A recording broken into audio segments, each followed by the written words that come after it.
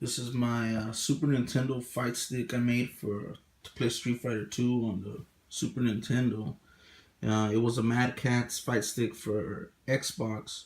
I took it apart and took the circuit board out, and then I bought one of these aftermarket Super Nintendo controllers, and I took that apart and then used the circuit board from this, and then put it in here. Everything works fine. It works great. The cord was kind of short, so I ended up buying an extension so I could have a long cord. And then there's for Street Fighter 2.